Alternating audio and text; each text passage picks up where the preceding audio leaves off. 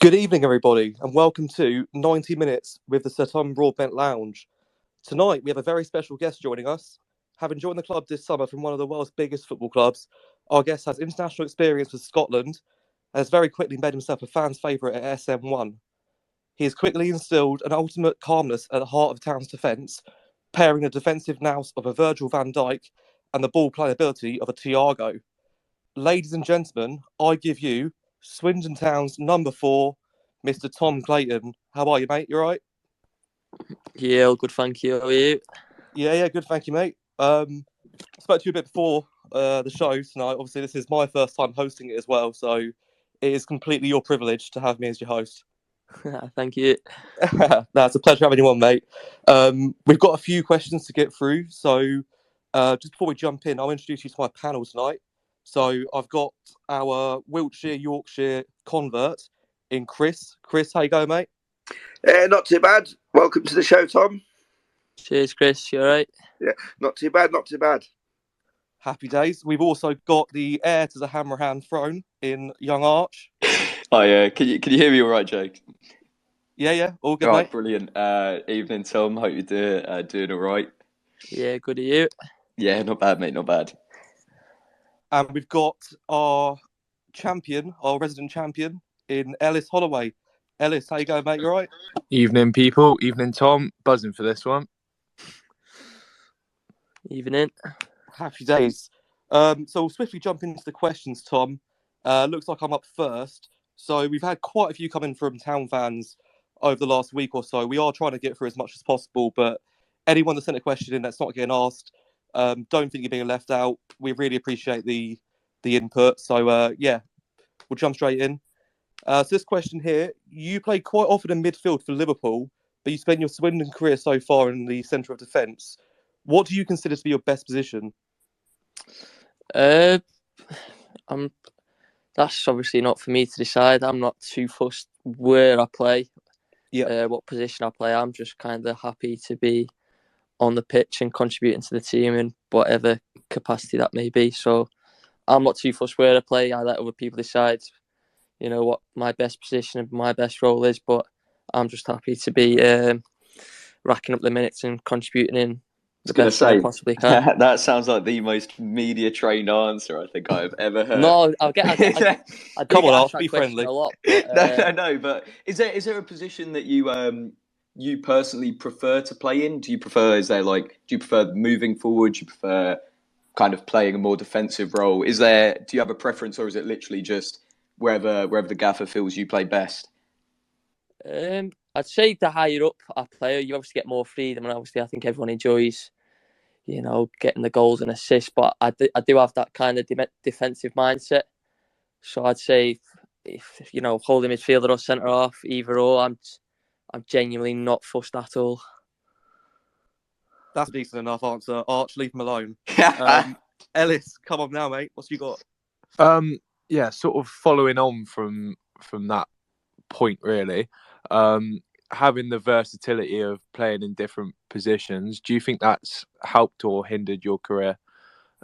I'd say definitely helped, because I think I've definitely got opportunities at international level with Scotland 21s playing in different positions, and then obviously the more positions you can play, the more minutes you're likely to rack up on the pitch. So I think that definitely helped me, especially towards the back end of my playing for Liverpool 21s. That definitely helped me as well, being able to play different positions. Yeah. So I'd say it definitely helps. Happy days. Arch. Yeah. So a few of us I have noticed. It was a little while ago now, but we had nice little renditions of a few different songs going about on some of the players' Instagram stories. We came to the conclusion that was potentially an initiation song, and we were wondering, what was your song and how did it go? I bottled it. I can't lie. That's possibly the one thing. It wasn't just me. There was a few others. I won't name names, but yeah. Can you? You're welcome to redeem yourself now. No, definitely not. So, would you be able to divulge who you thought had the best singing voice? Oh, there was a few people. To be fair, everyone was decent at it. There was one or two that were terrible. Who probably should have bottled it like me. But That is so harsh. Brennan was decent. Kieran Brennan was decent. Ronan was decent. Reece Devine. Everyone was decent. There was no one who thought had a shocker. I'd say Connor Brann had a stinker. He probably should have bottled it. But no, there's a few good singers, to be fair. Oh, brilliant. I don't think a keeper can bottle it. A keeper can't bottle anything. You got to go for it as a keeper. It's a fair play to him. Yeah. Chris, what we got next, mate? All right, Tom.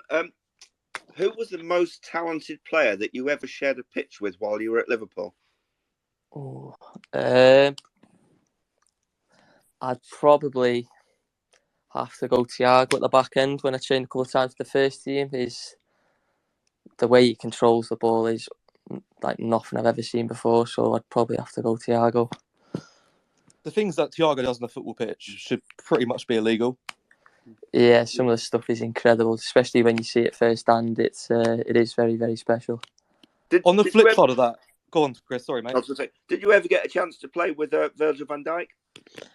Only in a couple of sessions, but he would be my second answer because his presence alone was special. But the way he controls like the game without even touching the ball was strange just to witness how incredible it was. Van Dijk's a weird one for me because he doesn't give me the vibe that he'd be very loud on the pitch, but he's so commanding. Is that like a... Is he loud or is he just an aura about him? Especially in like the games, like in training, his voice just kind of controlled and like dictated the way the training session went. And obviously his defensive attributes speak for itself, but his voice was definitely one where you thought like, wow, he's just controlled that game and he's not even involved in it. On the switch side of that, obviously you're at Swindon now. Who would you say is the most technically gifted player at the town at the minute? And why is it Ronan Darcy? Yeah, I was going to say Ronan's the one that's jumped out at me, but we have a few. Reedy's very good. Glad's. Everyone's very good, but I'd say Ronan and I'd say Glad's are probably two that are jumping out at me. Is there slight bias with Ronan Darcy as an answer? Especially when he's next door listening as well. Yeah, I was going to say, surely is he on the and he's listening in live as well. So I mean, I think there may be slight bias there. No, it's not biased. I'd have said him anyway. All right, if you're on here, Ronan, put a speaker request on and come and ask a question. There you go. Open invite from Chris. Come on, Ronan, get on, son. While we're waiting, I think it's me up next. So this one says, who had the biggest influence on your career when you were at Liverpool?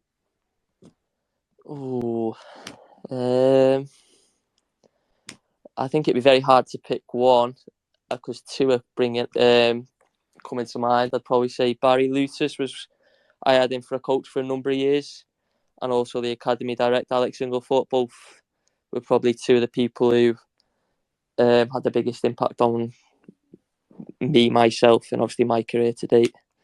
When did you go to Liverpool, Tom? How old were you? I've been since like the pre-academy, since like 7-8. Oh wow! So did you just get picked up at school? Were you playing Sunday League or like? It's just like Saturday League, just playing for my local team, and I think there was a couple of lads in my team that also got picked up. So it was just kind of a case of dropping lucky, and obviously it's just kind of spiraled from there, going through all the age groups and all the way up to now. Were you a Liverpool fan as a kid, or? No, I wasn't. Quite controversial. I was Man United. That's the answer I was actually hoping for, but I didn't think I'd get. So, yeah. I love that. I hope I have Liverpool fans listening in. Yeah. Who we got up next? Ellis, it's you, mate, I think. Yeah. Tom, how have you found it adapting to senior football, and what's the main difference that you have noticed? It's been tough. Obviously, I think the biggest difference, especially for me, has been the physicality. Especially playing centre half. I think last night was a prime example of marking Bogle. He's big and he's very strong, and obviously it's not something I was probably ever exposed to playing against that type of player. So I'd say that's the biggest difference, and obviously the thing I found, I don't want to say the toughest, but the biggest challenge I've had to face in like stepping up and playing week in, week out is marking those type of kind of players. Yeah. Art. Yeah, right. So, somewhat leading on from that is how much of a help has it been playing alongside the experience that Angus MacDonald brings at the back, and then obviously you've got Baldry as well currently because of the unfortunate injury. But has that made a big difference? And if it has, kind of following on from that, who would you say has made the biggest difference? Or a couple of players, but I'd also throw Gav, the coach, in there. He obviously played centre half and got obviously probably hundreds of games. But I'd say probably just learning off them the little, I don't want to say tricks of the trade, but how to use your body more. That's another thing I've probably learned more. But I think Angus, especially at the start, he was probably talking me through games, obviously positionally and stuff like that. And then I think I've played with French a few times now, and he's a great communicator. But I'd say between the three of them, they've made my transition into this team a lot easier than possibly what it could have been. Yeah. So I think, especially Gav on the training pitch, every day we're working on, obviously the back four, but he's always on to me about different things, which is obviously benefiting me on a Saturday or Tuesday night. I suppose you've got quite an experienced back four that you're playing in, aren't you, really? Even Romeo's played probably nearly 100 games in the EFL. Obviously, you have Fraser come in, who's come through playing a lot of League One football over the last couple of seasons. So I'm sure that's probably helped, hasn't it, Tom? You come into a team really that is fairly well experienced in the league. Yes. I've obviously been sandwiched in between Fraser and obviously Angus or Frenchie. It's been brilliant for me because it's kind of eased a bit of pressure because obviously you've got two people experienced either side of you. Fraser's always on the cover for you as well. Fraser's been brilliant anyway, but I'd say it's definitely helped and made it easier for me playing alongside more 2 and even 3 with Huts, more experienced people, yeah. Yeah, absolutely. I mean, on Fraser, I think Arch has got to apologise at some point tonight for some technical difficulties that we experienced when trying to chat with Fraser. Okay, right. So go on, Arch, what happened? Right, so we go down pitch side to do a little post match wrap up. We get down there and Fraser's there. He's more than happy to speak on the show. But the microphone wasn't actually turned on. So I'm going to sit here. I will not take full blame. I refuse to take full blame for what happened. Fault. I blame the technology, which was indeed your phone, Joe, funnily enough. So I'm going to pass the blame. I'm going to pass the blame there. So I refuse to take blame for that. Cheers. Thank you. I just love the fact that Fraser came out and actually did my That's the worst part. It was a proper little interview as well, wasn't it? It was great, to be fair. It was top bloke. Top man. And it was one of those where we looked down, you see Mike is off, and it was like, oh. We just saw him carry on. So Tom, please, when you go into training tomorrow, just tell Fraser we're sorry and we appreciate it. We look like absolute arses. Anyway, the mics are on tonight, which is the main thing. Chris, do you want to fire another question through to Tom? Actually, one thing I'd like to talk about that while we're talking about Fraser there, Tom. Obviously, Fraser goes forward quite a lot. Are you comfortable sliding over to left back to cover for him when he goes forward? Yeah, I think I showed against Salford I can do a job there. That's probably not my favourite position in the world, but obviously the way we want to play, we want both of full backs to be, high, wide and attacking and free flowing. Which, if that's the case, it obviously means we're on the front foot. But I'm more than happy to slide across and cover for him with no problems. And also, since you've come to Swindon, obviously you've not.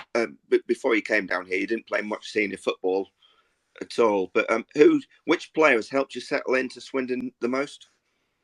I'd probably say Frenchie, because at the start I was obviously living in the same apartment block as him, and even in training as well, he's always speaking to me and passing on little bits of information and basically making sure I'm all right as well. So I'd throw that one to Frenchie, definitely. Frenchie's an absolute gent. He's a top guy. Top guy, absolutely. He really is, yeah. Who's up next? It is you, Joe. It's me, yeah. So, did you get any offers from any other clubs? If so, why did you pick Swindon? And also, how did the move sort of come about? Were you aware of it for a while before obviously signing on the dotted line? There was a bit of interest in a few offers in the summer, but I wouldn't say any of them kind of felt right in terms of how I like to play and how I see myself developing at them type of clubs. And then I'd say Swindon came around quite quick. I'd say from the interest, I'd say it was done and dusted within a week to 10 days, I'd say, which... Oh, wow. It happened quite quick, to be fair. As soon as I found out, I was keen.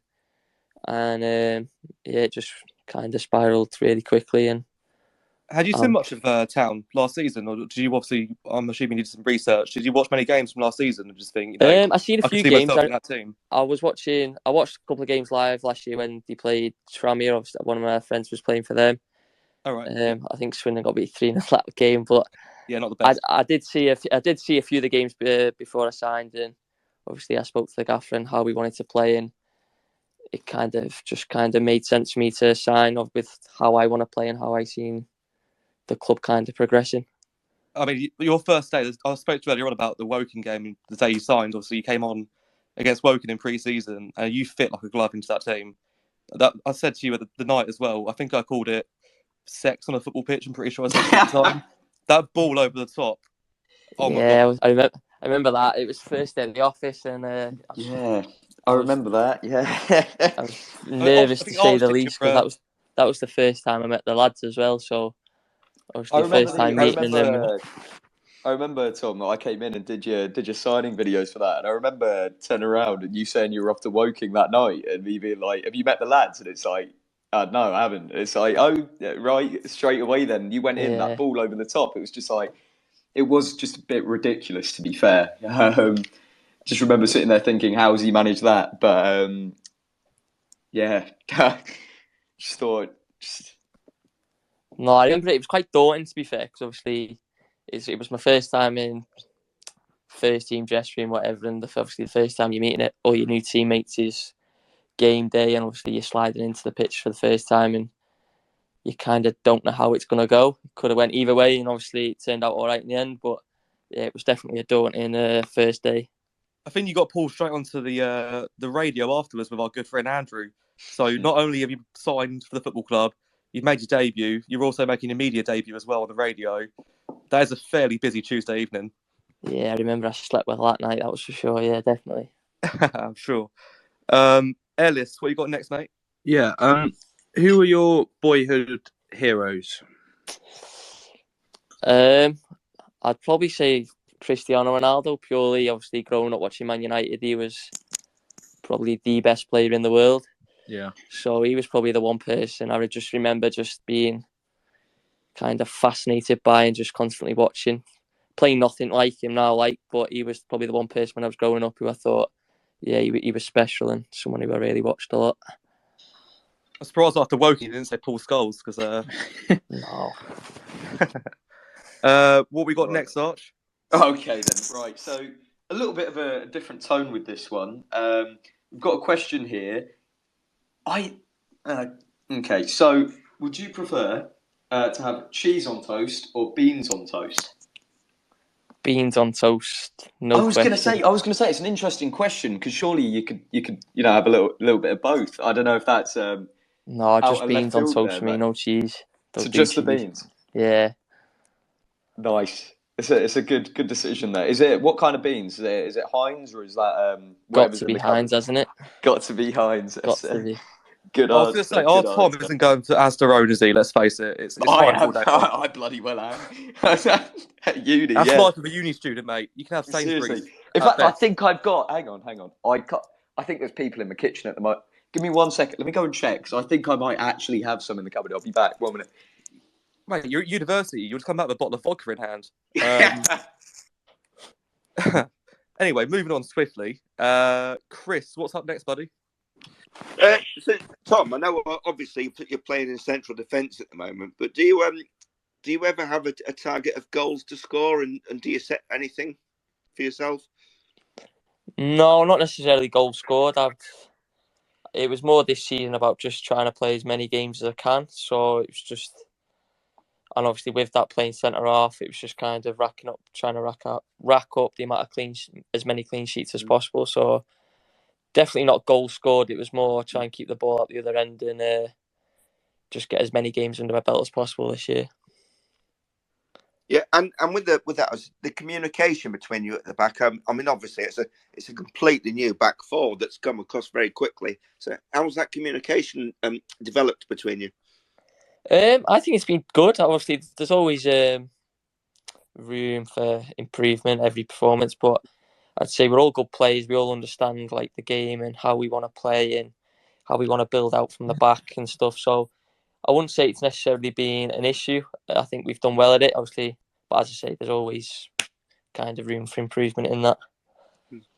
And obviously, Angus's injury is obviously quite a major blow, because then we had a settled four of you, and now obviously that's going to change now, because either Frenchie or Kieran's going to come in to disrupt that a little bit.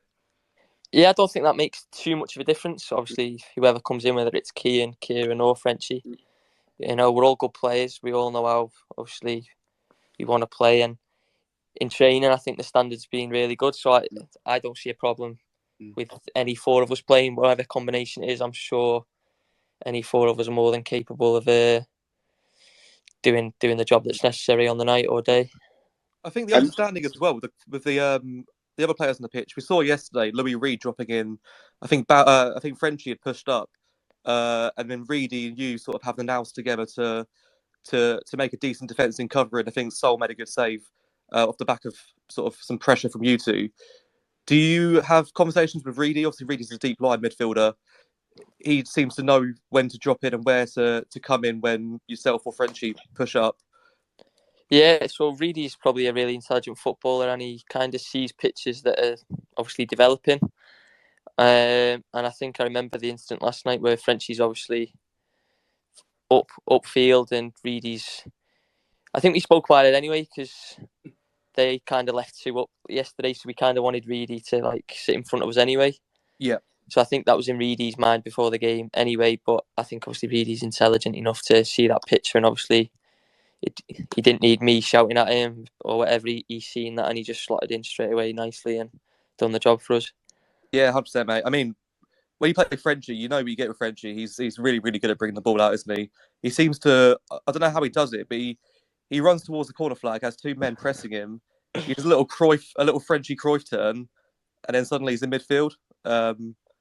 Yeah, I mean, the man's an absolute baller. I'm so happy he stayed for another season. Yeah, no, we had a joke about that yesterday. Obviously, I think there was an incident, I don't know if it's the first half, where he just passed the ball into midfield and kept on running. Yeah. I was like, Frenchie, come on, get back. Mate, he's at the age, the time of his career where he's just sort of like in pure, like, I don't give a shit mode. Like, let's go score a worldie. Top guy, man. Top guy. I have got Kev a little Metcalf. update. Never mind. Kev, I was going to say, I did go and I did look, and I did indeed have some Asda baked beans in the cupboard. Mate, you're a disappointment. I've now just got a tin of baked beans sat in front of me. I didn't really think this through, so yeah. I'm not gonna lie, mate. You now, for doing that, you've got to eat that entire baked beans. No, mate. Cold. No, mate. That's no. Oh, mate. I don't even have a can opener. I don't even have a can opener. If you don't do it, you're buying the next round. We get together. I can't afford that. Mate, it's your choice. It's your choice. Oh, mate. Oh, anyway, Jesus Christ. Get to the message from Kev. Mazda baked beans. Kev Metcalf, Tom, has just messaged me to tell you that he says you're a legend. So, cheers, Kev. Yeah, I think that was because of the Man United supporting that. Yeah, I mean, maybe just in general, but yeah, that probably helps. What we look, it's me next, isn't it? So, at the minute, we're running a competition called Draw to Win. So we're basically asking kids to draw their favourite Swindon Town person, player, staff, a supporter, their parents, whoever. If you were going to enter, Tom, who would you be drawing? Who's your favourite Swindon Town person? Oh, good question. And could you draw them for us as well? No, drawing is definitely not my strong point at all. Favourite? I'd probably have to go Sol. I can see he's listening, but no, I'd have to go Sol at the minute. he's been brilliant for us. So I'd say Sol at the minute. Mate, I think he's a lot of Town fans' favourite Swindon Town person at the minute. Up there with you, of course, mate. Up there with you. Ellis, what's up next? Yeah. In your opinion, who has been Swindon's toughest opponent so far? I thought Northampton was a tough one on Saturday. Obviously, we got beat. Yeah. And I also thought my first game against Orient, who were up there, I thought they were very good. And obviously, they're both right at the top of the league. But I'd probably just edge Northampton. I thought, although we dominated, I did think they were very good and very effective at what they done and how they played the game. But so I'm just going to edge Northampton. We deserve the point out of that. I stand by it. That was that was a cool one, wasn't it? It was a tough one, that. 100%. Arch. Right, yes. I hope you took the beans now as well. Yeah, I know. Brilliant bean. I haven't actually opened them yet. But, right, so with Newport yesterday, obviously when that goal went in, the town end goes crazy. The fans, obviously, we see it from the fan perspective. But how was that, being a player on the pitch? How was that for you when, obviously, the goal goes in, the fans start screaming, whatever? How is that from the player's perspective? Like, how would you describe that? I don't think you can really describe the buzz. Obviously, you've got nearly 10,000 people all going ballistic, and you've just worked 50 minutes just for that one moment. Yeah. But I don't think you don't get that type of buzz in any other aspect of anything I've ever done. I don't know, it's a weird feeling, but it's some buzz you get, definitely. Who's up next? We've got Chris. I think it's you, mate. All right, Tom. Who across sport? Who overall is your sporting idol? Oh, sporting idol.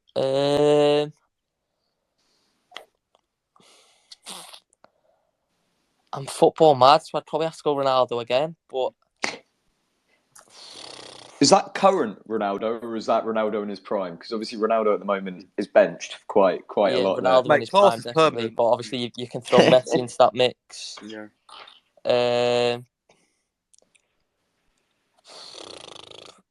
That's a tough one. Outside of football, what other sports do you enjoy watching? I'm also a big rugby league fan. That's probably that is my second favourite. Saints or Wigan? Oh, silly question. Saints all day. No chance Wigan. Yeah. I think I could have told you that, Chris, before you asked that. Yeah. Well, I'm also in the north, so I know a little bit about rugby league, and not many people know it down here. You kind of get a funny look. It's just rugby union down here, but no, it's definitely rugby league and definitely Saints. We've got a comment in from Leon. He's just put on our Twitter, a lot of us fans think you're such a good centre half for your age, and we think you're going to the very top. What are your thoughts on that? I definitely don't think like that. I was gonna say it's just a compliment. That's You're just asking a compliment. your opinion. It's just a compliment. Thank you. Thank you, really. Yeah, thanks. I'll echo those thoughts as well, Leon. You are going to the top, and you're going to the top of Swindon Town. So, next one, that's a bit of a silly one again. What's your favourite cheap meal? And don't say baked beans. No, please. I don't need to hear anything about baked beans at the moment. I think it's definitely got to be a Chinese at the minute. Definitely. What is your go-to from a Chinese, though? Funny you say that. I'm currently eating a Chinese as we speak. Ellis, come on now. Priority. I know. Seriously? I'd say definitely salt and pepper chicken at the minute. That's okay. The winner at the minute. That's what I'm eating now. Oh. Yeah, you can't go wrong. Can't go wrong. Ellis, you lucky bastard. Yeah, salt and pepper chips as well. Is that even chips from a Chinese? I was going to say, you can't really call that a Chinese at that point, is it? Chips from a Chinese. That's a necessity. Can we get some fan reactions to that? Is that normal or is that Yeah, ludicrous? leave comments, guys. Chips with a Chinese. We need to know. Is that I illegal? thought that was normal. Oh. No, not having it. I don't think Anyway, it is. let's move on. All That's right. blasphemous. Sorry, everyone. Chris, what have you got up next, mate? I think it's me, actually. All right. Sorry, mate. Oh, it is indeed, yeah. Tom, what is your go-to meal deal? Don't do meal deals. Why at does all. no one do meal deals? Not at all. Seriously, it's actually shambolic. So you've never had a Tesco meal deal? No, don't do me. I don't remember ever having. Is there any reason why footballers don't do meal deals? I don't know. I couldn't answer that, but Okay. definitely not for me. Let me ask a different question then. What's if you were to go into a shop, what's the first thing you're buying? Like if you go into Tesco, what's the first? Like thing you're looking for food, yeah. You're going into Tesco. You're looking for a quick snack. What are you buying? If I'm being honest, it's probably like a chocolate bar or something. If it's, but yeah, that's probably my go-to. Well, right. what kind of chocolate bar? You're really probably making us dig it. Changes all the time. No, I can't commit to one. Okay. Tom, do you get anything? Do you get told by Ricky, Adam, and George, like the sports science guys, that you need to sort of tailor your diet towards certain things, or are they pretty easy with what you eat? Ricky just tells me to eat and eat and eat. That's all That's I what I hear was off going to Ricky. say, because I mean, you do have you put on much weight since you joined? Because that's one thing that people kind of seem to have said quite a lot is you look like you've bulked up in a good way. That is, I'm not calling you fat, but yeah, I think that was God, one Archer. of the I mean, first I'm not really in a conversations I position had to talk, but that was one of the first conversations I had with Ricky. He was like, "We're going to put weight on you," type of thing. And ever since then, all I've heard off Ricky is basically, am I eating? And if I'm not eating, then he's throwing me more type food to eat and more protein shakes to drink. But yeah, I've definitely put on a little bit of weight since I've been here. Just banging Chineses without the chips and cans of Guinness. banging back the Guinness. Yeah. Well, I've been backed up from Max, and he said salt and pepper chips are essential. So yeah, I don't know. Well, yeah, I think. So, Tom, sort of butting in here. We've just had a question in from Josephine on Twitter. Is a Jaffa cake a biscuit or a cake? Biscuit for me. Biscuit? How It's though? got the name cake in it. Literally It's a biscuit. cake. Sorry. to be fair, it comes in a box with loads. Maybe when it goes stale, it'll become a biscuit, you know, because I did just eat a stale Jaffa cake, to be fair, and it was like pretty biscuity. But like, if you've got one fresh out the box, you know, it's squishy. What other biscuit? Yeah, but that's the same as a squishy? cake. When a cake goes stale, it goes hard. How it's become a uni life podcast, by the way. We've had stale Jaffa cakes and tins of budget baked beans so far. What can I say? But it's just I'm just offering an opinion. You're banned. You're on a 2-week ban now. Chris, sorry. I was gonna say it's my question next. I mean, you can't really ban me, but is it your question? Yeah, it's the. Oh, mate, bye. You're having a shocker, really, aren't you? I've lost my head. So, I mean, we've kind of already asked this question, but you did mention about physicality. But has that been the biggest difference you've seen between League Two football and then Premier League Two football, or is there anything else you've noticed? I'd definitely say it is the physicality. I think when obviously you play reserves, the games are a bit slow. It's a bit more of a chess, like a tactical kind of chess match of different things. But I'd say here, obviously we're one of the few teams who do really try and play football. But I think a lot of them, like Newport, they're quite direct, quite physical. Obviously get into the big man and obviously play from there. But I'd say for me, that has been the big difference that stood out to me in the games I've played, the physicality of the players and obviously the way teams play. Did you have a headache after the game last night, Tom? No, luckily. Mate, I got neck ache watching. Chris, what's up next, buddy? Let me see. So, Tom, since you've been, or since you come to Swindon, which players or staff have had the biggest impact of getting you integrated into men's football? I'd probably throw that one out to Gav. Obviously, I think he's done a lot of work with me defensively, which I think's made a big difference to me. But obviously, he's obviously a coach now, but he has been a player, and he kind of knows all the little bits of fine detail which make such a big difference and have made a big difference to how I perform. So I'd give that one to Gav on how I'm playing. Yeah. Do you think those a big part of that is that he spent a lot of his career like at this level? I couldn't answer that one, but I'd say obviously his experience is definitely something that is helping, because obviously that's how you learn, by playing more games and obviously getting the experience. So in essence, yeah, it probably is. Yeah. We've got a live question here from Darren. Darren just asked, Tom, what is your pre-match meal? Chicken and pasta, bog standard, nothing fancy. It's just kind of does the job, and chicken and pasta, yeah, there's not much to it. Fair enough. So my question next up, can you describe the feeling of when we score from a player's perspective? We sort of had that one before, I guess, but I suppose, I'm sure you will score a goal this season, but obviously you'd expect that your own goal will be a bit of a special feeling. So, I mean, I'm hoping that a goal comes in an FA Cup game against Oxford in the 90th minute, maybe. That'd be nice. Yeah, that'd be very Broadbent nice. region. Yeah, the Sir Tom Clayton Lounge. Yeah. Rename. Ellis, move us on, mate. Yes. Are you living in Swindon? And if so, are you enjoying it, and how are you finding that? Yeah, obviously, I am living with Ronan. Me and Ronan share, and we are living in Swindon, and I'm thoroughly enjoying it. Obviously, it's only around the corner from the stadium, but we both are really enjoying it. So yeah, it's been good so far. Is Ronan tidy? I bet he's messy as. No, we are tidy, very tidy, I'd say, to be fair. How really? How long does Ronan take to do his hair?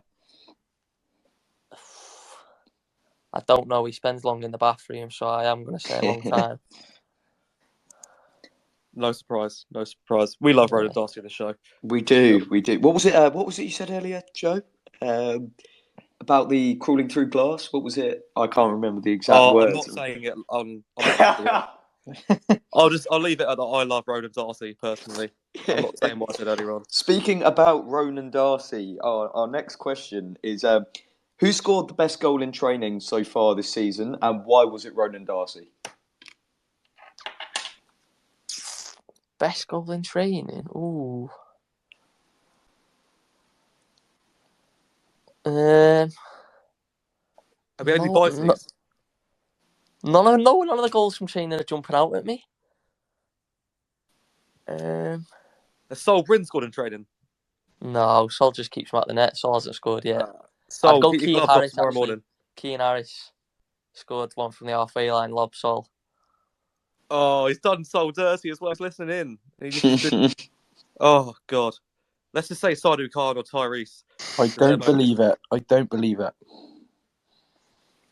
Nah, I don't believe that anyone can lob Sol. No. Sol needs to come on and defend himself. Yeah, Sol, come on, mate. Defend yourself. Who we got up next? Is it me? No, it's not. So good front. No, it's Chris. Chris. I've well and truly lost my head. All right. Well, Tom, we're coming towards the end now as well. So basically, now we're 12 games into the season. Do you generally think that this is a promotion-winning team? I'd certainly say so. There's definitely a buzz around the team, and obviously, I think game by game we are improving, and I think everyone can see that. But I do genuinely believe, with the quality of players we've got and like kind of the buzz around the place at the minute, I think with a bit of luck, I think we can get the job done this season, definitely. And the team spirit is really good. No, very good. I think even early on, we didn't kind of lose kind of faith or belief in what we were doing. And obviously wins help, but I think the team spirit has always kind of been there, and it's been very good. Yeah, I was going to say, just to kind of add on to that, obviously the fans had quite a reaction earlier in the season. But if you look at our record currently, I think someone put out the other day that we've got the same record as we had last season. And obviously we were up there last season. Everyone knows how that ended. Not gonna dwell on that. But there is that too. So it's kind of like, obviously the fans had that reaction to the start of the season. But when you really look at it, obviously we were unbeaten. I believe, what was it, nine games? Yeah, 9 games. Then Northampton obviously happened. But even still, it's not a bad record at all. So you can see why the morale is there. Too, but yeah. Do you get the feeling off of the fans as well, Tom? Obviously, the fans have been. It's been pretty packed last few weeks, I think, and certainly from my point of view, in the town end, the atmosphere has certainly picked up. Which is, we all know that town fans can be loud. We can create an atmosphere, but I think it has been pretty good over the last couple of weeks. Do the boys sort of feed off of that?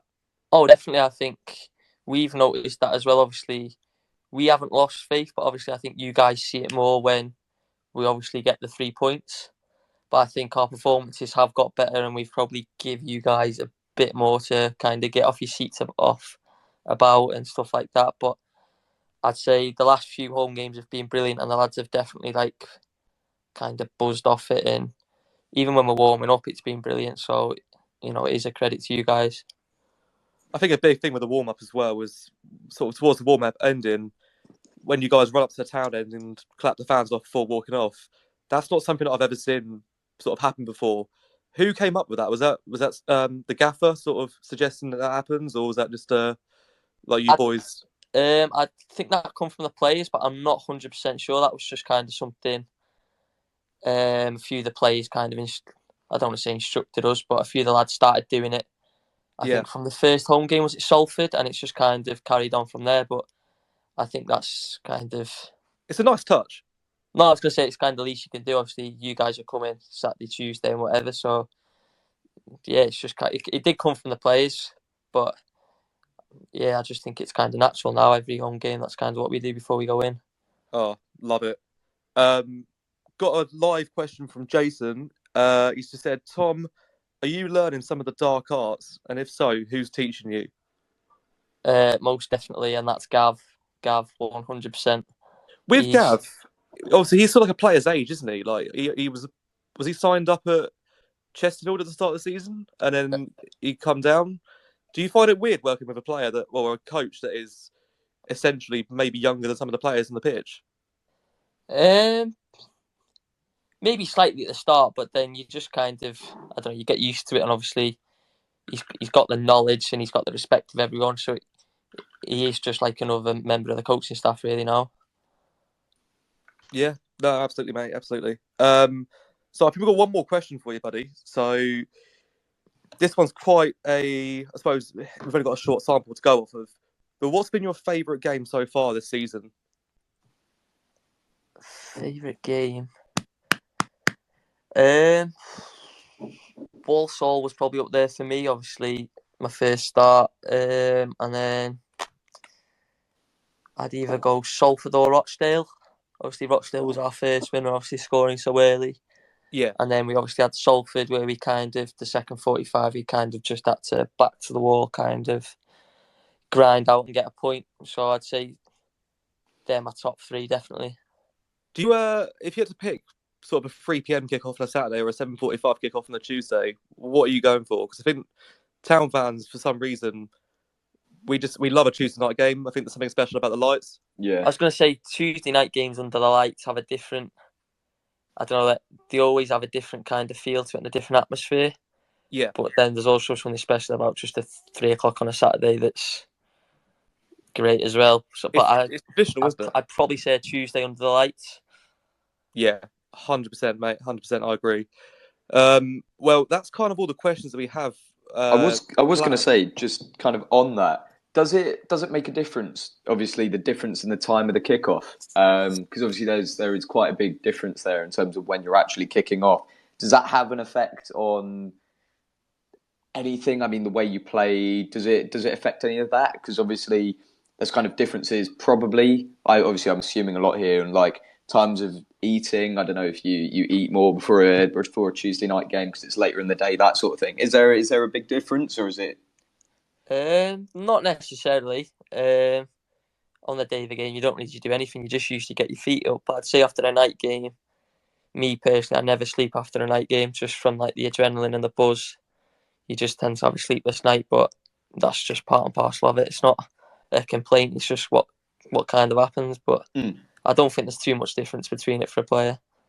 Right. Lovely stuff. Cool. Yeah, I was just saying, Tom, that's kind of all the questions we had written down.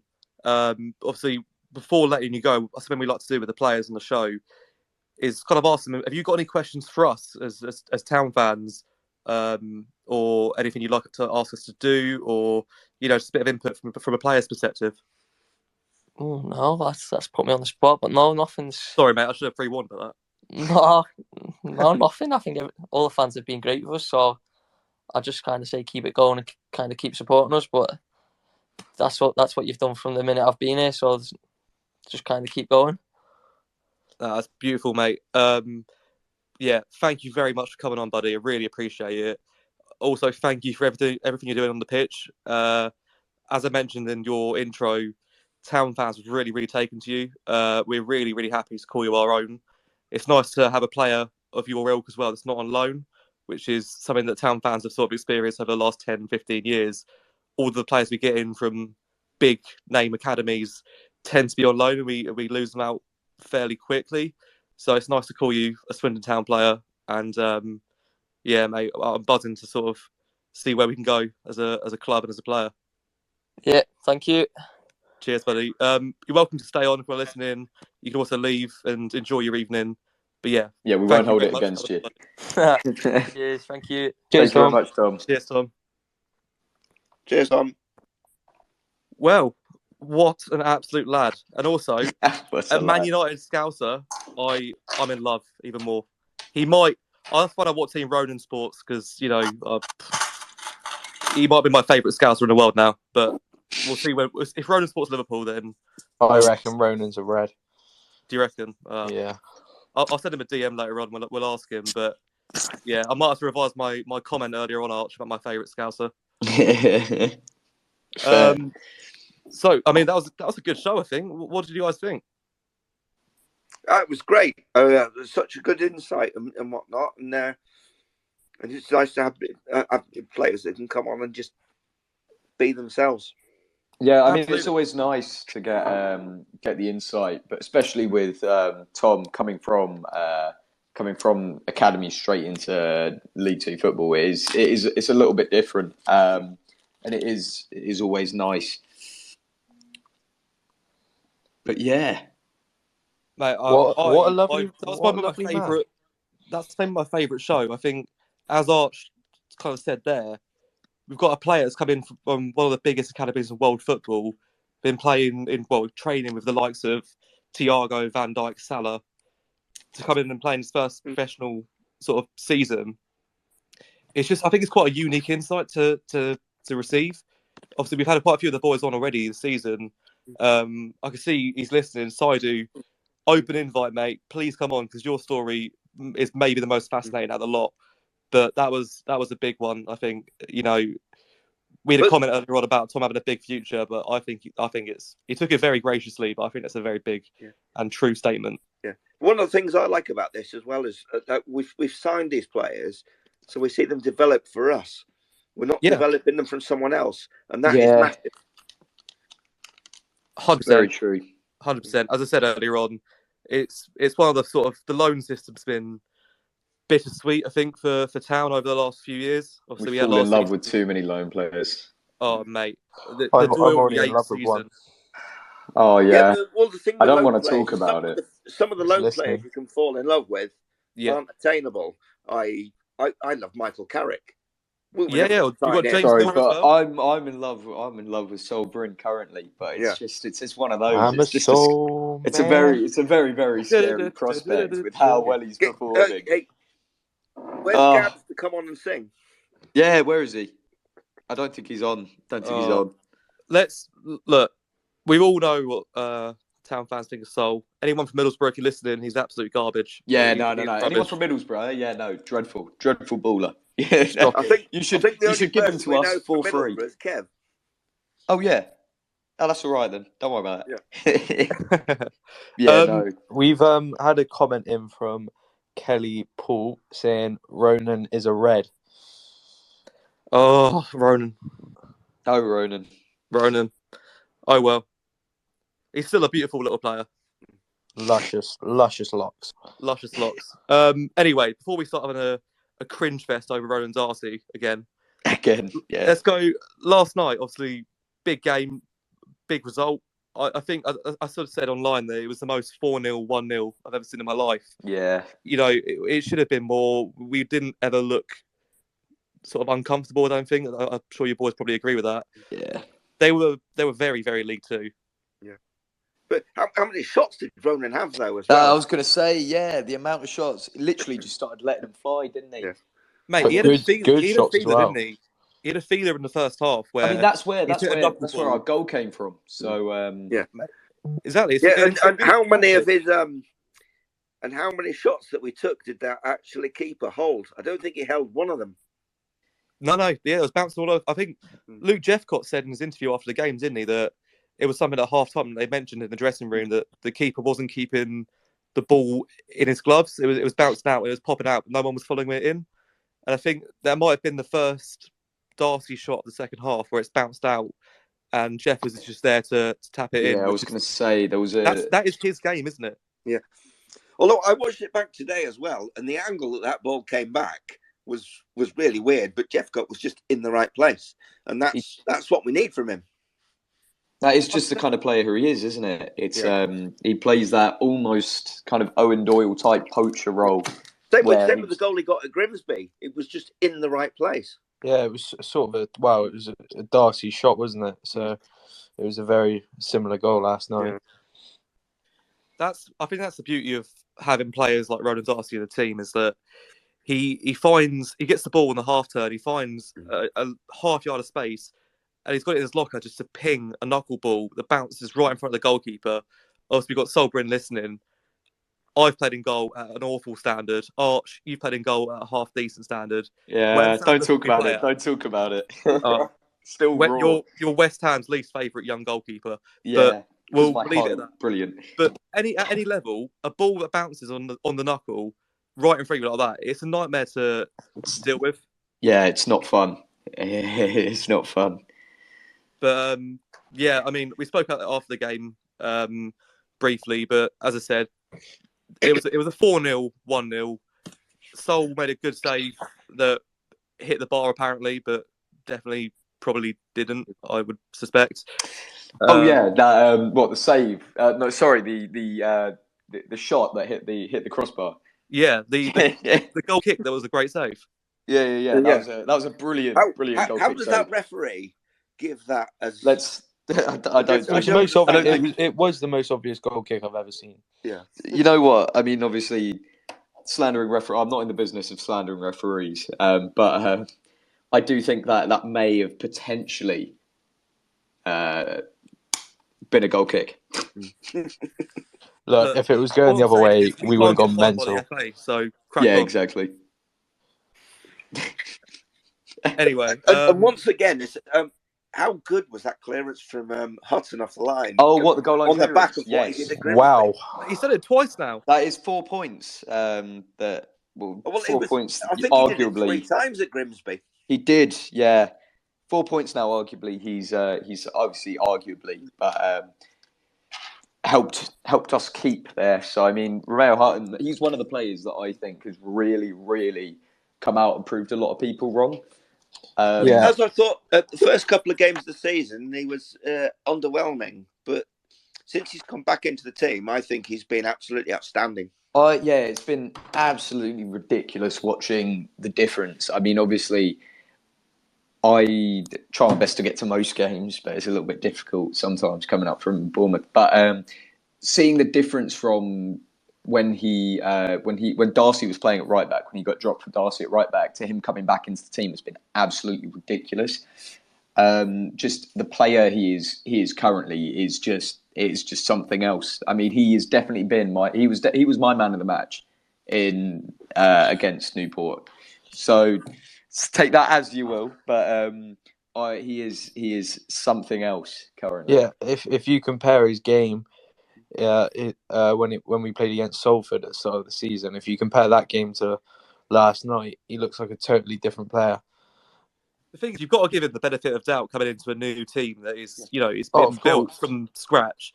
He's probably finding himself at the start of the season. Yeah, there He is might have that, had a isn't bit there? more confidence, knowing the Oh, boys yeah. around him. It's a But new I agree team, with isn't Arch. I think he was man of the match last night. He was unreal. It's like, I remember I went down to the Orient game and whatnot, and I thought he had an average game there, and his crosses he never seemed to beat the first man. But since he got dropped, but since he's come back, it's just been 2-3 times the player he was there. I mean, sometimes obviously the crosses are headed out, but they look a lot more dangerous because they're beating the first man. That's the thing. I think as well, we've had Marcel come in, and I think Lavinia probably, he came in, he started and got injured, and it's probably a good opportunity for Huts. So he's taking it with both hands. He's keeping Marcel out of the team in a minute. It's nice to have that healthy competition in every position. We've probably got, I'd say, across the field, probably overall a better squad or better competition than last season. I don't know what you guys think. 100% agree with you. I mean, in terms of squad depth as well this year, it's actually ridiculous. Yeah. I mean, because last year, as soon as injuries hit, it was like, I mean, especially when Louis Reed went out last season and we didn't win a game. And then Saidi Khan slips in for Louis Reed and then we still go and win. It's kind of like, you look at that and it's just the squad depth this year is miles better, in my opinion. Yeah, and especially with when Simpson got recalled last season. Oh, don't! You're breaking my heart. Yeah. But you could just see that we struggle so much.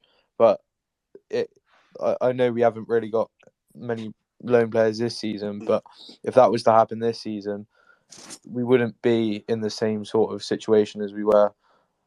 We've got like Reece Devine who can't get in the squad. Never mind the team, he can't get in the squad. Yeah, it's an embarrassment of riches, and I think anyone that was questioning where this supposed 40% budget increase sort of had gone in the summer, I think looking at the state of the squad, there's rather than going, spending it all on a championship 20-goal season striker, we've invested in, I'd say, really smart signings. So you've got people like, obviously, got Tom on the show tonight, in from Liverpool, captain their 23s, Scottish international youth team. We've got Jake Wakeling coming in from Leicester Academy set up. Reece Devine coming in from Man United. We've invested in the future, and we've also invested in players like, we've got Saidu listening, who was one of the best central midfielders in the National League last season. And we've kept hold of Louis Reed. Our squad is a joke in terms of there's no one that comes into the starting 11. I don't think that we wouldn't feel confident about playing. And how good is from last season, Ben Gladwin and Johnny Williams? How good? Oh my God, Ben Gladwin! How good have they been? He's just a totally different player. Ridiculous this year, hasn't he? Yeah, I don't think he's actually had one bad game. No, don't jinx it. He's honestly, I saw Dean McMacken tweet earlier on saying Ben Gladwin, Swindon Town's next manager, and I can see it. So, yeah, he's definitely got a coach in him. Yeah, I saw it. I think it was the Grimsby game or the Doncaster game. Sorry, he did an interview with Andrew Hawes after the match, and he's doing his coaching. He looked like a gaffer then. Yeah, it was Doncaster. That yeah, sensational. We've got a friend of the show, Russian Hepburn Murphy, and our club captain Angus MacDonald picking up injuries over the last couple of weeks. Obviously, I feel for both of them. Obviously, Rush has come off of a lengthy period out with a bad injury, and then you've got Angus as well, who's had a quite serious health problem over a recent sort of period of time. Successful in that battle, and he's shown amazing courage to get through that I saw an interview this week that he did about it, and it was really good to watch. So I'd recommend watching that if anyone can. They're big losses, aren't they? Because I think Rush was obviously we had Angus to start, and he was the captain alongside Tom. They were our two, at least in our heads, settled centre back pairing, and we have Rush coming in off the bench and bringing legs to the team in an attacking capacity against a good side as well. Together, yeah. To lose both is that so? Obviously, I was dealing with McDonald first. Then he's every game he's got better because obviously he's not played too much. So fitness early on was perhaps a bit of an issue because he came in quite late as well. You got to think with Angus as well. He's not played League Two football in probably like 10 years. So he's played Championship and League One football or top of League One football. It is a different game down here. It is a different game, Joe. Yeah. He's going to have to adapt in some way, and he has done really well. And I think it's a massive loss. It's a massive loss as well because he knew the dark arts. Yeah. I mean, it was like, but now we've got to say it's going to be this case of look, but Bowdry is a great guy to come in to replace him. Like there was a couple of dodgy passes yesterday. But I think the thing with Bowdry, the more games he plays, the better he gets. So I think if he gets a few games in there, then he'll be safer. But I don't have too many problems about them Brennan being the next guy in line. I think, well, the thing with Frenchie, obviously, he's not in a position to be playing Tuesday, Saturday. So you are probably going to see either Kean Harris or Kieran Brennan come in at least every couple of match days. Well, I think we've got Bradford towards the end of the month on the Tuesday. But apart from that, I don't really think there's a lot of Tuesday games if we don't include the Piss Pot Cup. The Piss Pot Cup. Yeah. I mean, to be honest, we've got youngsters that can come in and play in the Papa John's. I'd quite like to see sort of really, Hart need make Harry a to come start. in and play in that in the Papa John's because he'll need a game. He'll need a game. Like I said, I've met him a few times, and he doesn't look his age at all. But Sonny Hart, I'd love to see start in the Papa John's game because I think he is Swindon Town's youngest ever footballer. Yeah. He does look mustard as well, and he doesn't look his age. He looks like it would probably be nice to see Minturn in that, but if he's out on loan playing games, then, I think we're already out of the Papa John's. So can Minnow come back and play for us in that? I think they can he? Yes, he can. Yeah, he can. Didn't that recently change? It changed about a year or two ago, but never mind. If they're on loan at a non-league team, they can come back to play in that competition. Yeah, it might be a shout. Obviously, this week we had the fans forum last week with Clem, Sandro, Rob, and Scott Lindsay. Were all fantastic. I would heavily and strongly advise anyone that's not listened to that to go back and have a listen. Some really, really good bits in there. There was an allusion to sort of, I mean, Clem alluded to the fact that there was going to be a very positive announcement coming very soon. I think we understand what that is now, and it's a sensational position to be in as a Swindon Town fan because I don't think in my lifetime I could ever say that Swindon Town have been debt free. It's a weird feeling. It's odd to not worry about the financial sort of status or financial health of our football club because it's always just been shocking. I mean, how good, boys, does it feel to be a debt-free and financially stable football club for once? That was no complaints. That was the best news. Go on, Harch. Oh no, Chris. By all means, you've got a little bit more experience than I do on this, so I'll let you take this one. Yeah.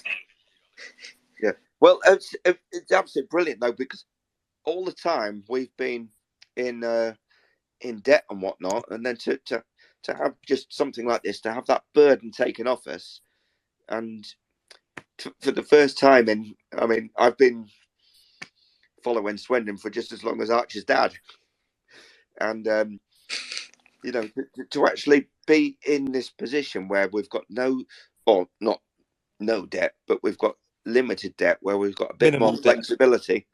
It's amazing that we've had someone to come in and has actually looked after the club properly.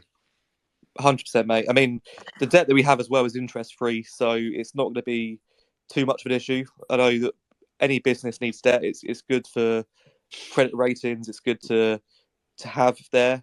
It's just when you're paying millions of pounds of interest on debts that have been historical for tens of years, it's not needed. But this is ideal. This is where we want to be. We spoke to Clem. I mean, what Clem's done for this club in 14 months, 15 months is just out of this world. It's unbelievable. Like if you were to say when he was going to come into this club that this is the position we'll be in 18 months' time, you wouldn't believe him. I mean, let's face it, we were on our arse, weren't we? We were absolutely on our arse. Yeah. Well, we almost didn't have a club. Yeah.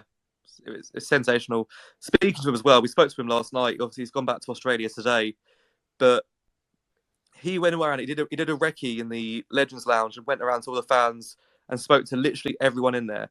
Every single person in there said thank you, and his face every single time, it was pure joy and appreciation for Swindon Town as a whole. I genuinely, I don't think people understand how much he loves this football club. It's not even the fact that he loves football, which he clearly does, but he's got a real affiliation with Swindon Town, and it's clear to see when you're in person with the man. I know he doesn't particularly like media or doing interviews. He finds it difficult, which I'm not going to lie, I find this difficult, but I enjoy doing it. I've met a lot of good people doing it as well. So I can understand from that point of view where he's coming from. But the he's absolutely golden. And to me, he's a Swindon Town legend for what he's done for the football club. Absolutely. What a fantastic man. Yeah, 100%, mate, 100%. Who cares how many pints he pulls? If he can continue pulling pints, but do what he's done, we'll take it. Chris, I will pour pints for the rest of his life for him. Whenever he wants. Personal pint puller. Exactly, yeah. I'll change my Twitter bio to that. So, obviously, we come off the back of last night. We spoke about the win last night, which was fantastic. It's what we needed. We mentioned it briefly with Tom. The Northampton game at the weekend, in my head, I think a draw was probably warranted. I think it was the first goal.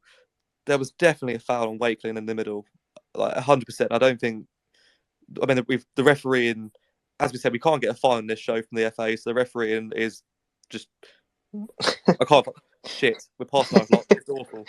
It's really bad, but I feel a bit sort of, mugged off a little bit on Saturday because fair play to Northampton. They knew what they were doing. They won fouls. They're very good. They saw good out the injury time. There's long injury time. They saw it out perfectly. They were very professional. And I think they're probably going to be up there this season at the end of it. So a loss against them, it's nothing to be ashamed of. I just think we could have got a draw out of it personally. Or we would deserve the point at least. The second goal there, I think there was a foul on Iandolo as well. Right in front of the referee. Yeah.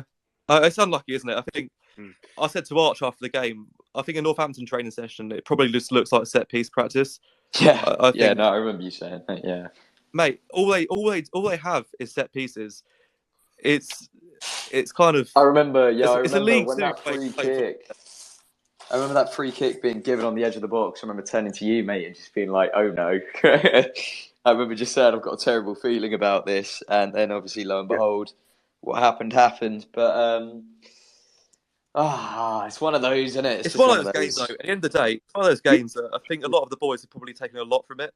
Yeah. In terms of set piece setup and defending set pieces. It's a learning experience. It's a learning experience. Yeah. But the first half was very sort of 50-50. It was like it was quite a good game of football to watch the first half, and then I think towards the end of the second half we sort of slipped into their game and sort of playing how they wanted us to play. But that first half, I think both teams sort of just cancelled each other out. Yeah. But when we know that Northampton are a set piece team, to give that free kick away for the first goal, we shouldn't be doing that. But that, like we say, that's the Thing is, learning they curve. win free kicks really well. They get their body in front of the ball. They go down. They do the Harry Kane. Like it's obviously just instilled in them. Yeah, they know what they're good at, and they play to their strengths at the end of the day. They're a good team. Yeah. Obviously, we've got in terms of I won't say they're a good team because Steve Evans manages them, but they're a team that are doing well this season. Currently second in the league. I know they've got a game in hand over Orient, but we've got Stevenage coming up at the weekend. What are we thinking, boys? Tough away day, or do you? I personally think that their position flatters them a little bit. I'm not going to lie. I think it is a tough away game because obviously they're playing well or they're doing well. Yeah, whichever way you want to interpret that, and we know what Steve Evans' teams are like, dirty and horrible. Yeah, but it's a tough game. However we look at it. Yeah, no, I'd agree. To be fair, mate, I think obviously they're effective for what they do. Clearly, they're level on points with top of the league, which is, if that's us in that position, we're not going to be complaining. We're going to be pants off and cheering for it. So you can't dismiss them at all. Well, we just need to be switched on at the back because we know how they're going to play. They're not going to play football. They're going to play ugly. Yeah, mate. I spoke to a Sutton fan earlier on, actually, as it goes, and they obviously lost to them last night. And the Sutton fan I spoke to described their team as, they took advantage of Sutton playing awfully. They weren't anything special. They were nothing to write home about. Sutton weren't at all there. Well, Sutton play ugly, and Stevenage just played uglier. Yeah, that's it. I mean, you've got players in that Stevenage team that we know can hurt you. Players like Luke Norris. Obviously, we've had him. We had him at Swindon for a few years, and he's not the best. He's not the prettiest footballer to watch. I'm not saying he's a bad footballer because he scores goals at this level, which is ultimately what his job is to do. He's effective. Exactly. But if we keep it quiet at the back, our front three and our midfield, they're going to have a field day against Stevenage. Yeah, but the thing is though, and especially because we're away, so we might have a bit more space because they're going to come forward a bit more. Where if at home they might sit back more. It's. I think I didn't think that Jake was as effective as he was out wide on the right, but I don't know how we can do that because I'm not so sure whether we fit with two up front, and maybe we could bring Jeff Cott and Wakeland closer together and drop Johnny just slightly behind him in a sort of a number 10. Yeah, well, I think Scott Lindsay spoke about this at the fans forum. He said that obviously we can set up in a 3-5-2, which we have done, in a 4-3-3, which we've had done as well. But he also mentioned sort of a 4-1-2-1-2 diamond. So you could set up obviously with Sol and the back four, have Reedy sit in between in a number 6. If you want to play it very compact in the middle, you could have Gladwin and maybe Saidu in the middle, and then Johnny up in number 10 with Wakeland and Jeff Cott up top. See, I think we would be quite effective in that because of how well Hutton and Blake Tracy push forward. I'll be interested to see that. You need them to push forward for the width. Yeah, because I do think that Wakeland just wasn't as effective wide right as he was when he was through the middle. I don't know. I think Wakeland, he ran his arse off, which he does every game. Probably, to be fair, I'd imagine if he took a trip down to the shops to get some milk at night, he'd probably run there and back. Yeah, like he doesn't stop, that lad. Although saying that, he had a great header chance there that he could have gone in, and then there was I think there was one shot as well in the first half, a left-footed shot as well. That if he hits it a bit cleaner, he still could have had 2 goals. I think, to be fair, when he cut in from the right, they did it twice in the first half. He was hitting them well with his lefty. Well, he's left-footed anyway, isn't he? Yeah. Well, like I say, but he was cutting in, and it was similar to what Darcy was doing. He was cutting in and smacking it with a knuckle, and it was bouncing in front of the keeper. So, and obviously that probably put the feeders out at half time. That's a tactic we need to be following up with striking at the keeper low and hard, and then following up with the second ball. I think the 4-1-2-1-2 diamond, it's very FIFA, but I think our team does actually suit it. I think it would suit that because I think Jeff Cott and Wakeland being closer together, I think would be more effective, and Williams being more central would be more effective as well. I think this is sort of going back to our earlier point of having good squad depth. Like there's so many different positions that we can play, and that benefits us so much. Like if you're coming up against sort of a different side, you can adapt the squad to suit the team that we're playing, instead of just having, like we saw it last season with Ghana. We sort of only had a plan A. We didn't have a plan B, and having this squad depth, if we go in at half time and it's not working, maybe we can like resort to 5 at the back or 3 at the back or something like that. Yeah, well, Scott Lindsay actually mentioned that last night as well, when he sort of said that he dropped Gladwin that little bit deeper, so he had him and Reid both as pivots and Darcy further forward to counter Newport, rather than just play the same system. Yeah. Yeah, I mean, we've mentioned it a lot tonight. The squad depth we have is a joke, especially in midfield. You've even got players like Ellis that can. I think Scott Lindsay sees Ellis as a centre midfielder now rather than a left back, which probably explains the reason why we have Reece Devine in the squad. It's nice to have Ellis that he can play left back or left side of centre back if he needs to in a back three. But it's good to have the options. It's good to have the versatility across the squad. So what sort of teams, obviously we spoke about change of formation, what sort of team do you boys think we should be going for on Saturday? Obviously we know Stevenage should be nasty, they're going to be a bit bitty, probably playing a counter-attack in terms of hoofing it forward and looking for a 50p corner of Luke Norris's head. But yeah, I mean, Chris, we'll start with you, mate. What would be your team and formation for the weekend? I would probably play a similar team, if not identical team, to what we played against Newport. Yeah. But I would maybe change the formation sort of and put Williams back into midfield and sort of like have Wakelin and Jeff Cott a bit closer together up front. And then obviously, if you've got Reid and Gladwin sort of sitting as the pivots, when the fullbacks push on, probably more likely Reid can sort of like sit back that little bit to give you the cover there. Yeah, I think, to be honest, I should have actually done some research on this. I've not researched Stevenage at all. I'm not going to lie. I'm not going to say I did. But in my head, a Steve Evans team is not a winger, fullback based football team. It's going to be a get it in the box as quick as possible and look for second balls.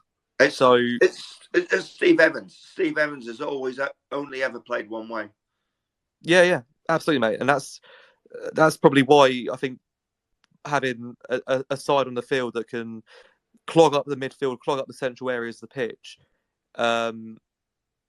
it's probably not a bad idea, to be fair. It's probably not a bad idea. I just think having that extra player in midfield might help us. Yeah. Mate, to be fair, I think this team is good enough to play in any formation and beat them. I think the players we have at our disposal are tenfold better than anything Stevenage have. Yeah. So, yeah. And if we go with that and the formation doesn't work, we've got the players.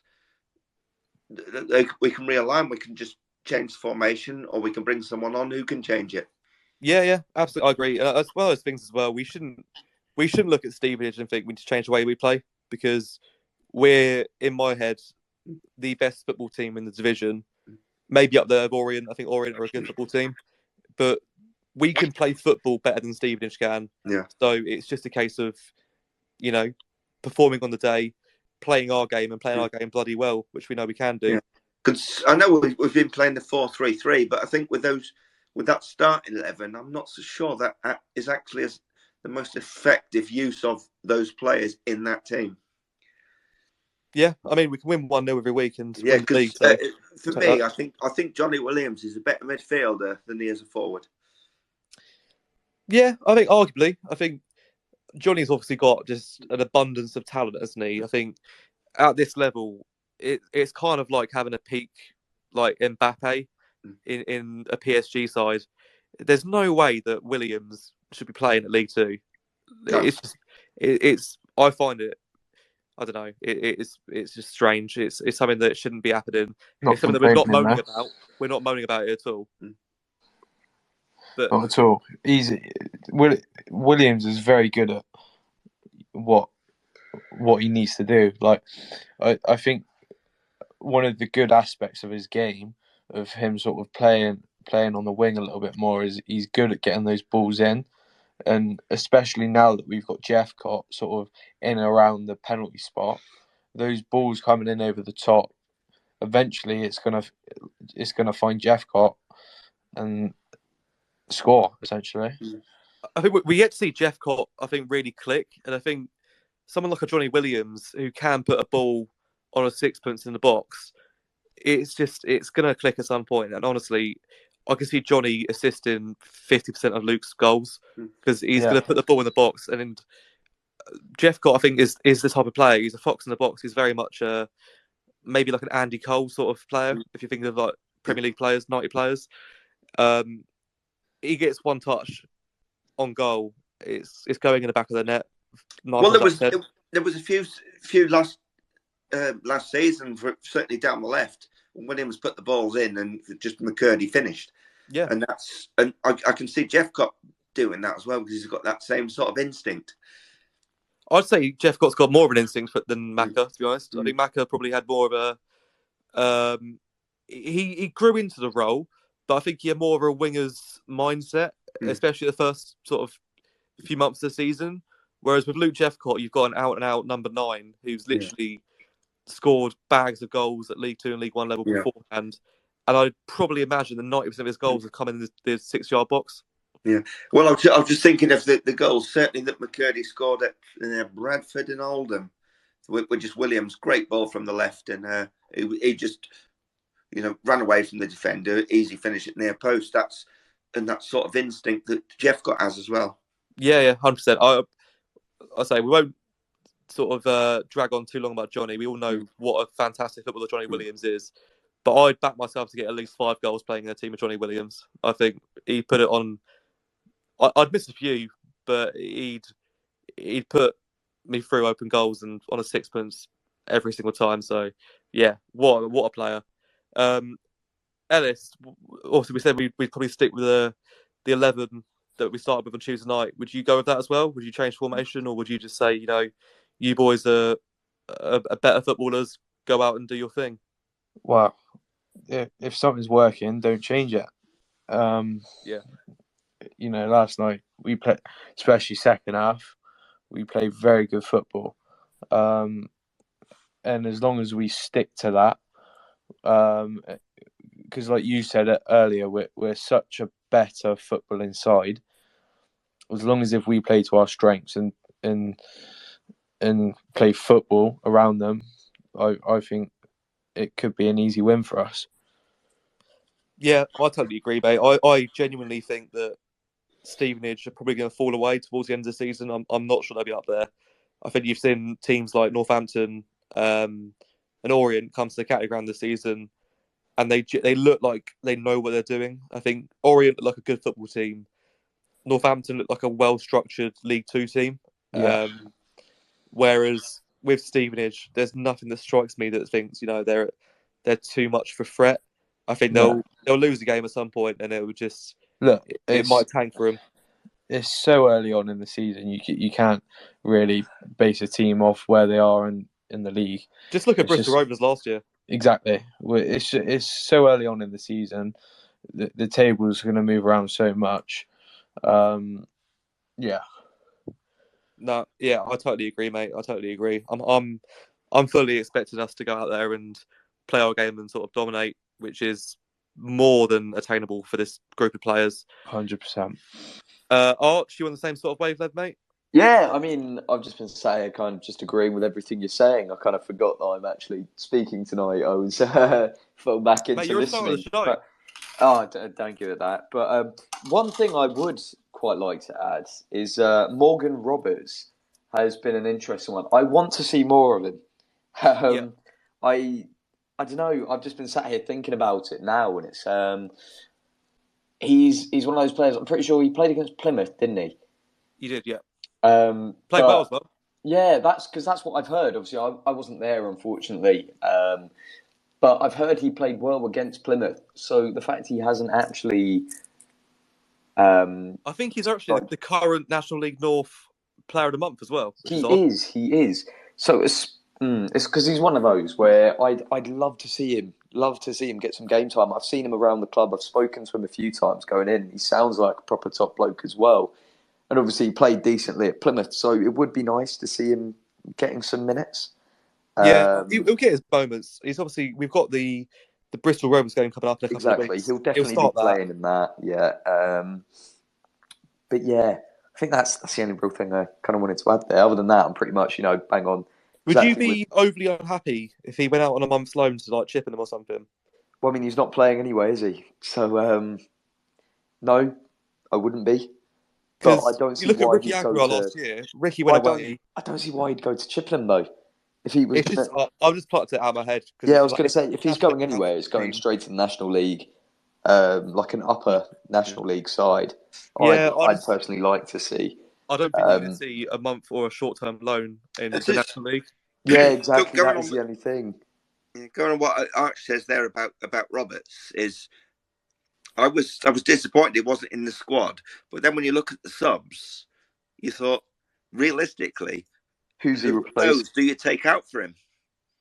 Yeah, it's one of those things, isn't it? I think it's the case he's coming up having decent squad depth. Why?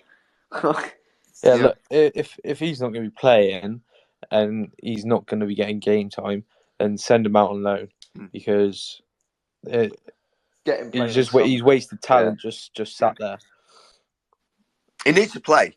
Exactly. But I would have liked to have seen him on there, but I would have said I wouldn't have taken any one of the subs out to put him in. And it's tough. I think you're bang on. Yeah, 100%. I agree. I think a month or a short-term loan at a National League South club just to get minutes in the legs. We saw what Ricky did last year when he went up to Chippenham. He came back second half of the season. First game he starts, he scores 2 goals. Like, he come out of a bang, didn't he? And we obviously know what Ricky Aguilar possesses as a footballer. I've said it for ages. I think he's our most valuable asset. I think he's unreal. And maybe it could be an idea just to get some minutes in the legs with Morgan. As I always say, if we're looking for a loan in the National League South, Farnborough, come around my ends. I'll look after you, Morgan. Don't worry. Sort of touching on loan players, I don't know if we've covered it on here, but I saw that Oscar Massey got recalled from, I think, was it Hungerford? Yeah, he didn't get played. They never played him. Yeah, I don't even know if he was on the bench. I don't think he wasn't. Didn't make the squad. No, so I saw that he's been recalled. So whether we send him out again, isn't it? Minter wasn't. Who else was it? Hungerford, or was it just him? No, it was just him. No. Minton's at Gloucester, I think. Yeah, I saw someone actually left a comment on the show. Let me just find it. I did see him at the game actually. Jason's just said Minnow may be returning because Gloucester's manager's left the club. So Minnow could be back potentially. Getting everyone back. I think Morgan Roberts, to Joe's delight, could go to Aldershot. That would be a good loan. If Morgan Roberts goes to Aldershot, I'm sorry, but I'm not a fan. Hey, higher level than Farnborough, aren't they? Yeah, but not socially, Chris. Not socially. Well, I mean, we've probably closed off all we sort of wanted to talk about, I think, guys. We need some predictions. Yeah, we need predictions. Oh, of course, predictions. Well, could I go ahead with a 4-0 straight away? Of course you can. That is music to my ears. Who's scoring? I'm going to go. Who's scoring? Wakelin hat-trick. Jeff got a goal. Fantastic. What was that? What was your prediction, Chris? I'm going 3-1. Who's scoring? Johnny Esther, Jeff Cott, and Darcy. Sounds wonderful. I'm going 2-0 Town with Darcy and I reckon Wakelin. What are you saying, Arch? The thing is, I'm really liking this kind of partnership that kind of started appearing at the Newport game between Darcy and Jeffcott, where obviously Darcy's pinging in these shots, and I quite fancy both of those to score. So it's like a Grimsby repeat. Yeah, I would. I reckon we see. Darcy, Jeffcott, and potentially Wakeling. So realistically, I'm thinking 3-0, 3-1 potentially. Yeah. I think we should go for the politically correct answer with a 2-1 Swindon. I was going to say 2-1. 95th minute winner by Tom Clayton. Yeah. I would love to see Gladys score as well. He'll score a rocket at some point. Touching on your point, Arch, with Darcy getting those shots in, eventually he's going to score one of those if he's hitting the target all the time. It won't be long before one of those goes in. 100% agree, boys. 100% agree. I think that's probably brought us towards the end of the show, if I'm honest. Just a reminder, guys, obviously we've got the Draw to Win competition currently running. We've had quite a few entries already. Mainly entries of Johnny Williams, if I'm being completely honest. Obviously we've had our good friend Martin submit a pretty shocking drawing of Clem, which we've shown him himself and he agrees it's not the best. So we've had some better entries. With a wombat. With a wombat, yeah, exactly. We've had loads of entries, as I say already. Keep them coming in, please. The winner will be announced on the 2nd of December. So last entry is on the 1st, if possible. The winner will be announced, and that winner will receive a junior matchday mascot package for the home game against AFC Wimbledon on the 10th of December. So you can walk out with your favourite player, have a day at the football club. I'm sure it'll be a fantastic experience. That's a big prize. So get drawing, get the word out to other people as well. Get as many in as possible. Yeah, if your kids are going to school or if you're listening, you're at school, tell all your friends. Get the it's a bit late for that, really, isn't it? Yeah, absolutely. Send it to us in DMs, Twitter, Instagram. Take it into the club shop. We can get some bits running for the club shop. If you take it into the club shop, make sure you put your name and a contact number on. Just obviously, if we need to contact you, we can get in touch. But yeah, please keep them coming in, guys. Please keep them coming in. And that is bring us to the end of our 90 minutes with the Tom Broadbent Lounge. Thank you to my panel. Thank you to Tom Clayton for being fantastic. Just a reminder, anything that we spoke about tonight, any opinions expressed are the view of the Tom Broadbent Lounge and not any of those of Swindon Town Football Club or Sir Tom Broadbent himself, unless he's been on the show. We will see you Saturday. No, we're away actually on Saturday, so that's a lie. Yeah. We might see you Saturday, but if not, we will certainly see you soon. Thank you for listening, everyone, and good evening.